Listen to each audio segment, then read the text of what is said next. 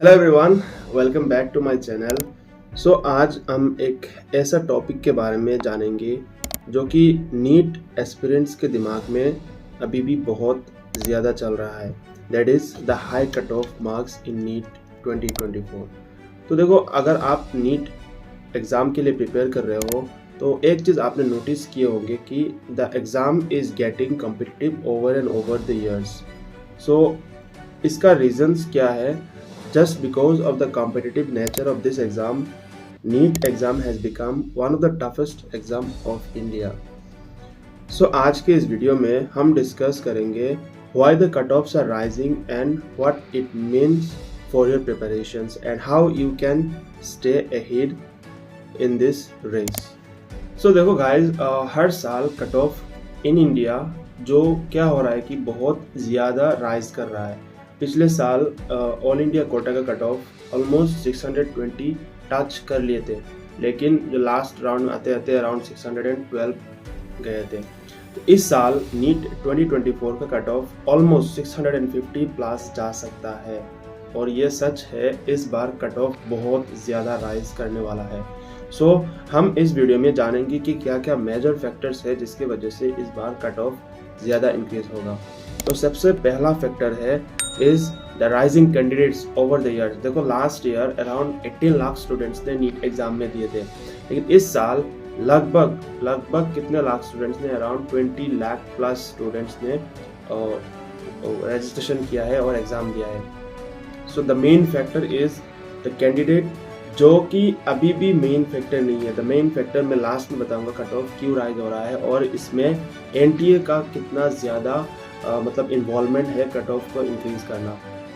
इसके बारे में हम लास्ट में जानेंगे। सबसे पहले कुछ छोटे छोटे टॉपिक्स है जिसकी वजह से कट ऑफ इंक्रीज हो रहा है, इन सभी चीज़ को जान लेते हैं। The next important factor is improve preparations. मतलब देखो, लास्ट 2 साल में कोविड के बाद बहुत ज़्यादा रिसोर्सेज मिल रहा है स्टूडेंट्स को अच्छे से प्रिपरेशन करने के लिए, specially the online facilities from all the coaching institute such as Aakash, Allen, PW या फिर नीट प्रेप हो गया, और भी बहुत सारा प्लेटफॉर्म्स है जिसकी वजह से स्टूडेंट्स को अच्छे रिसोर्सेज मिल रहा है प्रिपरेशन करने के लिए, उनको गाइड मिल रहा है। फिर भी देखो, प्रिपरेशन मिलना एक चीज़ है और आप खुद से मेहनत करना एक चीज़ होता है। तो प्रिपरेशन तो हर स्टूडेंट्स को, अराउंड 20 लाख स्टूडेंट्स को ही मिल रहा है, लेकिन सब लोग तो क्रैक नहीं कर पाते हैं नीट एग्ज़ाम। तो this is not one of the main reason. देखो, प्रिपरेशन तो ठीक है, अच्छे से रिसोर्सेस मिल रहा है स्टूडेंट्स को पढ़ाई करने के लिए, बट ये एक ज़्यादा मतलब फैक्टर नहीं है।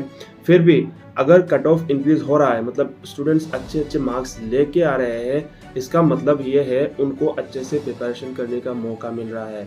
तो लास्ट 2 to 3 years में the contributions that has made by the PW along with NEET prep and also from the Unacademy. तो ये जो 3 प्लेटफॉर्म है, इन तीनों प्लेटफॉर्म ने ऑनलाइन एजुकेशन को मतलब कम्प्लीटली चेंज किया है, स्पेशली फिजिक्स वाला। तो देखो, फिजिक्स वाला ने क्या किया, मैंने खुद फिजिक्स वाला से पढ़ाई की है, घर में बैठकर ऑनलाइन मैंने पढ़ाई किया है, और मैंने फर्स्ट 11 एंड 12 मैंने अजमल सुपरफोर्टी से पढ़ाई किया था। तो फिर भी देखो, बेस क्लियर था, इसलिए ऑनलाइन बैठकर मेरा सिलेक्शन हो गया था। फिर आता है लिमिटेड नंबर ऑफ सीट्स। देखो, इंडिया में क्या हो रहा है कि अभी बहुत सारा गवर्नमेंट मेडिकल कॉलेजेस ओपन हो रहा है। पिछले 10 साल में बहुत सारा गवर्नमेंट मेडिकल कॉलेजेस ओपन हुआ है, लेकिन the most important factor is जितना मेडिकल कॉलेजेस ओपन हुआ है उनका रियलिटी बहुत कुछ ज़्यादा है। देखो, जो मेडिकल कॉलेज ओपन हुआ है अभी भी हाल ही में, उनमें अच्छे से फैसिलिटीज़ भी नहीं है। तो गवर्नमेंट सिर्फ और सिर्फ नाम में मेडिकल कॉलेजेस ओपन कर रहा है, लेकिन उनमें जो फैसिलिटीज़ होता है वो अभी भी उतना ज़्यादा नहीं है। देखो, जितना मेडिकल कॉलेजेस ओपन होना चाहिए था टाइम के हिसाब से मेडिकल कॉलेज ओपन होना चाहिए था, लेकिन गवर्नमेंट ऐसा कर रहा है कि मेडिकल कॉलेजेस लगभग 10 से 15-20 मेडिकल कॉलेजेस एक साल में ओपन कर रहा है। लेकिन फिर भी इंडिया में मेडिकल कॉलेज का जो सीट है, गवर्नमेंट मेडिकल कॉलेज का सीट है, वो भी बहुत कम है। जनरल कैटेगरी के लिए मतलब government medical college government seats लगभग 50 to 60,000 सीट्स है। और प्राइवेट मिला के लगभग 1 लाख के आसपास जाता है मेडिकल कॉलेज का सीट। तो देखो सीट्स का मतलब स्टूडेंट्स का रेशियो के हिसाब से सीट्स तो बहुत कम है यूजी के सीट्स, फिर भी जितना हो सकता है गवर्नमेंट ने ट्राई किया है इंक्रीज़ करने के लिए पिछले 10 साल में। नेक्स्ट इम्पॉर्टेंट फैक्टर है, ये भी बहुत इम्पॉर्टेंट फैक्टर है। अभी क्या हो रहा है कि पिछले 4 साल में एक ऐसा ट्रेंड देखा गया है, maximum students after completing their higher secondary education they are more tent और they are more aspirations towards this exam, NEET exam. तो ये भी एक इम्पॉर्टेंट फैक्टर है। इंजीनियरिंग स्टूडेंट्स, बहुत सारे स्टूडेंट्स इंजीनियरिंग छोड़कर, बीएससी छोड़कर नीट के प्रिपरेशन कर रहे हैं और नीट में सिलेक्शन के लिए वो लोग एग्ज़ाम दे रहे हैं, जिसकी वजह से कट ऑफ भी इंक्रीज़ हो रहा है और कॉम्पिटिटिव भी इंक्रीज़ हो रहा है। नेक्स्ट इज़, ये भी इम्पॉर्टेंट फैक्टर है, गवर्नमेंट की तरफ से है ये, क्योंकि देखो बहुत सारा पॉलिसी रिजर्वेशन लेके आते हैं। सपोज़ कभी भी रिजर्वेशन इंक्रीज़ हो जाता है। ओबीसी का रिजर्वेशन पहले 15% था, फिर 27% लेके आए हैं।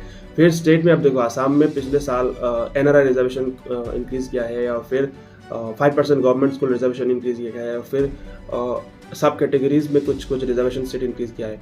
तो मतलब देखो रिजर्वेशन की वजह से भी जनरल स्टूडेंट्स को मतलब बहुत ज़्यादा मार्क्स लेके आना पड़ रहा है, जिसकी वजह से उनका भी सिलेक्शन नहीं हो रहा है। तो ये एक इंपॉर्टेंट फैक्टर है, रिजर्वेशन बहुत इंपॉर्टेंट है। मैं एनआरआई के ऊपर एक अलग से वीडियो बनाऊंगा।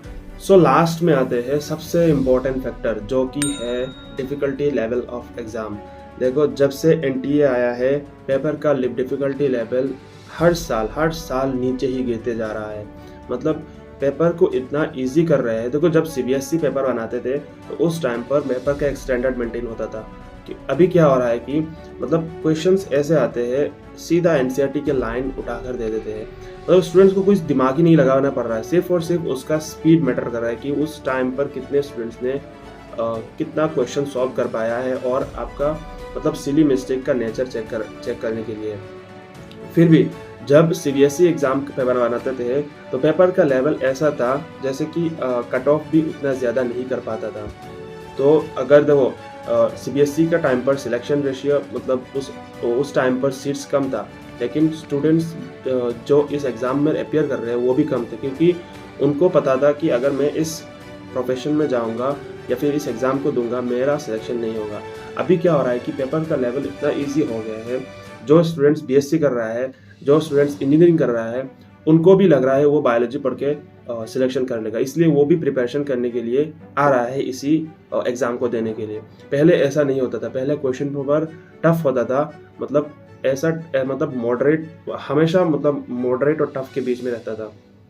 तो इसलिए स्टूडेंट्स का एस्पिरेशंस भी कम था, सिलेक्शन भी हो जाता कम मार्क्स में, और कट ऑफ भी ज़्यादा नहीं कर पा रहा था। तो अभी एनटीए ने क्या किया है, इस बार का जो पेपर है वो बहुत ज़्यादा नीचे गिराया दिया है।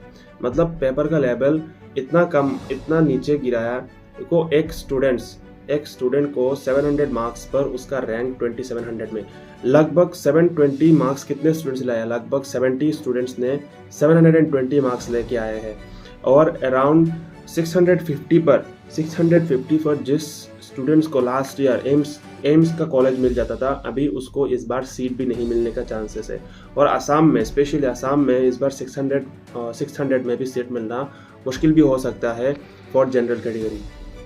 तो ये एक इम्पॉर्टेंट फैक्टर है। एनटीए ने मतलब पता नहीं क्यों ऐसा कर रहा है कि पेपर को लेवल नीचे क्यों रख रहे हैं। एटलीस्ट 2 सब्जेक्ट को तो मतलब मॉडरेट रखना चाहिए था, या तो फिजिक्स या फिर केमिस्ट्री या फिर बायोलॉजी, कोई भी एक सब्जेक्ट आपको मॉडरेट रखना चाहिए था। ये है एनटीए को ऐसा करना चाहिए। देखो पेपर का लेवल डिफ़िकल्टी नहीं रखो, फिर सिर्फ एटलीस्ट मॉडरेट तो रखो। जैसे कि 2019 का पेपर था, सबसे अच्छा पेपर था 2019 का पेपर। कोविड के बाद से पेपर का लेवल बहुत नीचे गिरा दिया।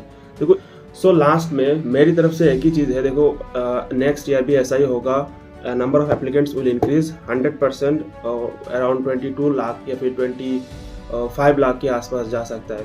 तो आपको सिर्फ और सिर्फ एक ही चीज़ करना है, अपना प्रिपरेशन को बहुत ज़्यादा इंक्रीज़ करना होगा। आप सिर्फ और सिर्फ एनसीईआरटी पढ़ के या फिर सिर्फ और सिर्फ क्वेश्चन लगा के नहीं होगा, आपको अपना स्पीड मेंटेन करना होगा, सिली मिस्टेक कम करना होगा, और ज़्यादा से ज़्यादा प्रैक्टिस करना पड़ेगा, जिसकी वजह से आपका मार्क्स 650-60 के आसपास होना चाहिए।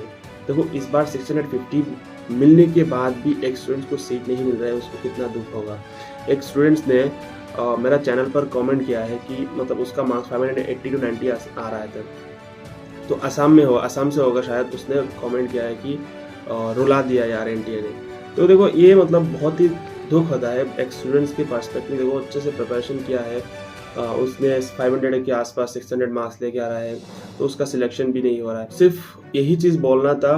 बहुत सारा स्टूडेंट्स बोल रहे थे कि क्या मतलब कट ऑफ क्यों इंक्रीज़ हो रहा है, इसलिए मैंने सोचा एक वीडियो बना के ये चीज़ आप लोगों के साथ शेयर करूँ।